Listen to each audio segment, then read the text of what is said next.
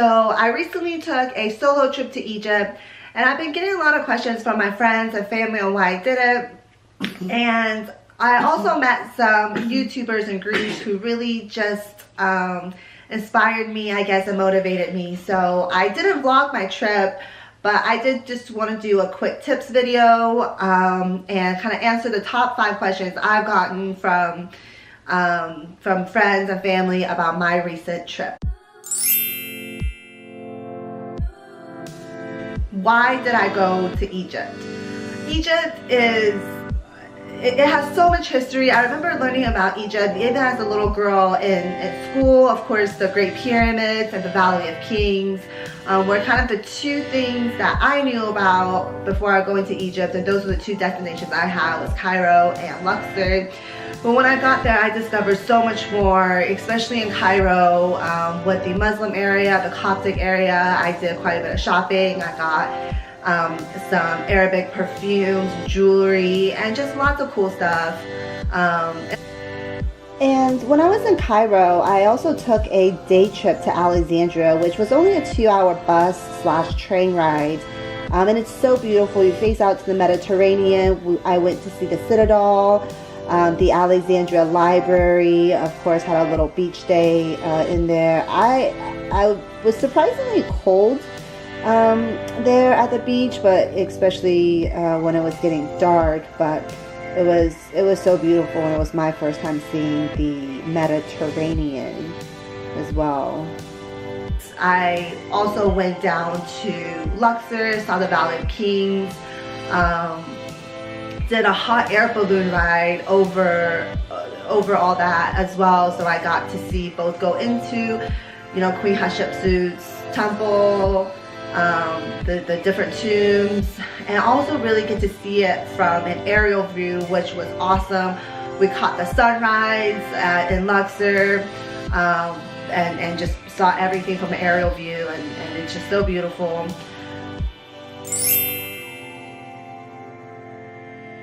Was I scared of being there alone? I'll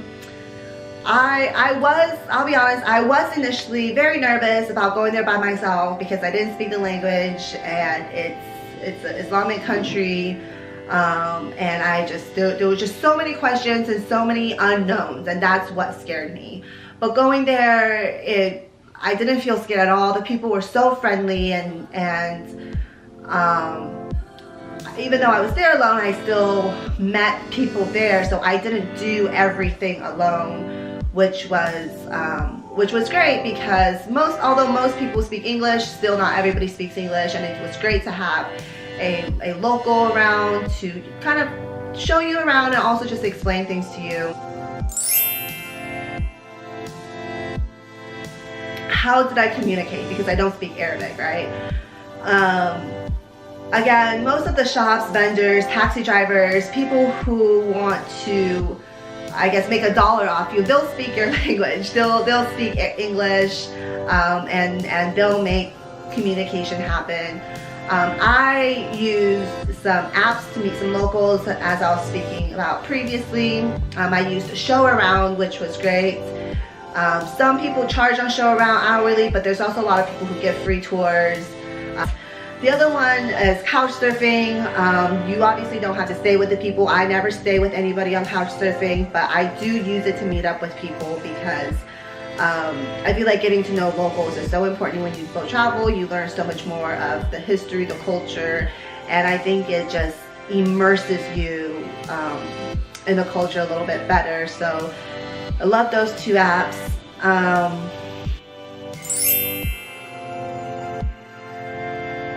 How did I get around? So I didn't take the public bus or the metro because I don't read Arabic. I just didn't want to deal with any of that. I found Uber to be really cheap. It's definitely the cheapest country I've taken an Uber in. Just know that traffic is crazy in Cairo, so your Ubers are going to take a very long time, and they're always going to be longer than the estimated time that Uber tells you. You can take a taxi, although with a taxi I would recommend that you negotiate on a price beforehand, because you don't want that awkward conversation when they drop you off at the hotel and they're trying to charge you way more than what you know is supposed to be charged. But there's also, I think, a local app. I think it's an Egyptian app or a Gulf app called Careem. I know some of the Egyptian friends I met there use that. So if you do a tour, whether with an outside tour company or your hotel, they'll arrange everything. So it's a very comprehensive package. They pick you up, give you a little lunch, do whatever tour you're doing. I did quite a few tours. I did the Pyramid tour, of course, and then the Valley of Kings tour, also a couple temples in Luxor and Karnak, and the hot air balloon tour. So all of that came with drivers. So if you do a tour, it should be included, and not something you have to worry about. So the best and worst things about Egypt. I always find this question to be really difficult, right? Because I was only in the country for 2 weeks, and I was only in 2 cities. So I think it's really unfair for me to say, you know, the best and worst things about Egypt, right? So just kind of my personal experience in about those 2 cities, I would say the worst thing would probably be the traffic in Cairo. It is so crazy. It is so bad. It's not just the fact that it's congested and traffic all the time, even at like 11, 12 o'clock at night, but it's also the honking. Everybody's so honky, and crossing the street is scary because I don't want to get ran over. Being in a car is scary because I don't want to see anybody get ran over. So that was, I did not enjoy the whole traffic system there. And this isn't, I wouldn't say the worst thing, but I really did not like people yelling ni hao to me in the middle of the street or just anywhere I go. I get it. I'm Asian, I'm Chinese. And I think they did it as, hey, like in a friendly hello way, but I did not enjoy that. And the best thing about Egypt, of course, is, for me, was the history. It was just so amazing to see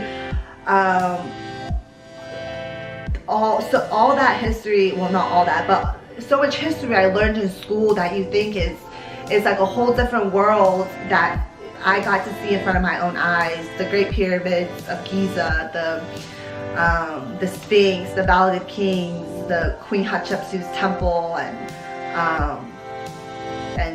the other temples and the history within that, looking at the hieroglyphics, learning what these temples and these tombs stood for, and the pure detail and intricacy of it. I also really enjoyed the recent history, learning about the 2011 revolution, the current President Sisi, getting to see so much of the museums there. So for me, it was really the history that did it for me. So those are the top 5 questions I received from my recent trip to Egypt. If you have any suggestions or questions, please put them in the comment section below. It's a country I would love to go back to, so I would love to hear your guys' suggestions and where I should do and what I should do next time. And if you have any questions, I would be happy to answer them as well. And so that's it.